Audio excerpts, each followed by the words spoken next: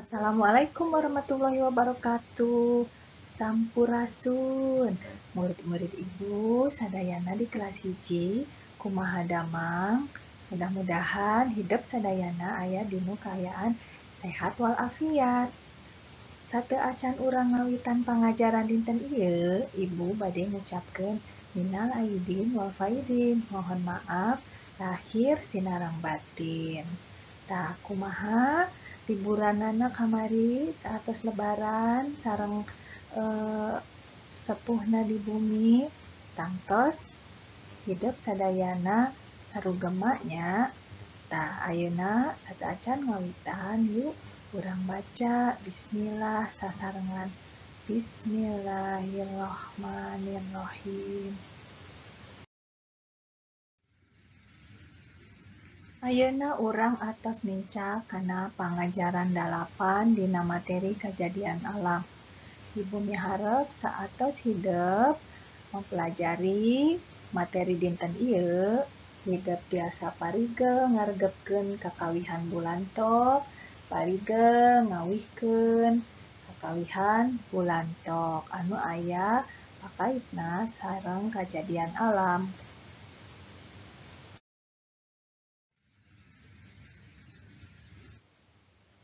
Naon anu dimaksud ku kajadian alam teh? Kajadian alam nyaeta kajadian anu aya di alam dunya.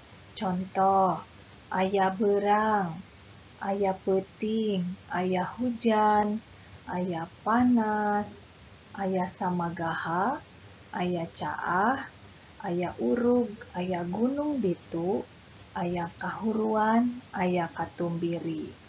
Anu dimaksud ku beurang nyaeta siang, peuting malam, hujan, panas, kemarau, samagaha itu gerhana, caah banjir, urug longsor, gunung bitu gunung meletus, kahuruan kabakaran, katumbiri nyaeta pelangi. Tah anu tadi ku Ibu disebutkeun teh nyaeta rupa-rupa kajadian alam.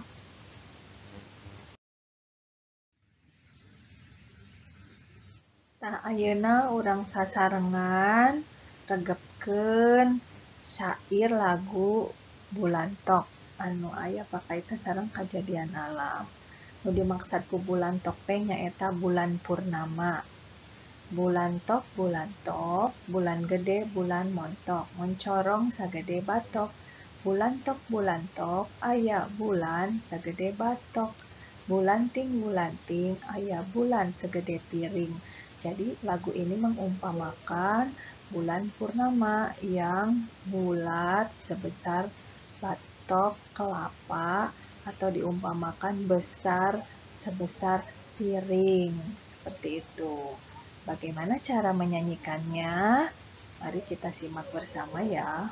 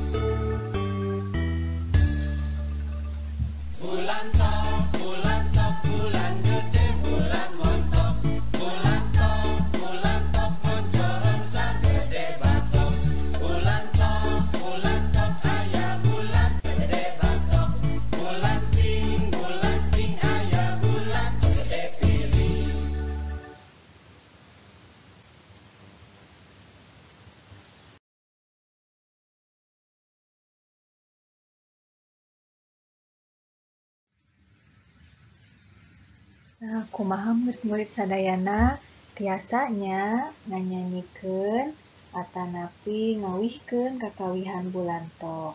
Pasti sadayana tos tiasa. Mung dugi dieu wae materi pengajaran urang dinten ieu. Wassalamualaikum warahmatullahi wabarakatuh. Hatur nuhun.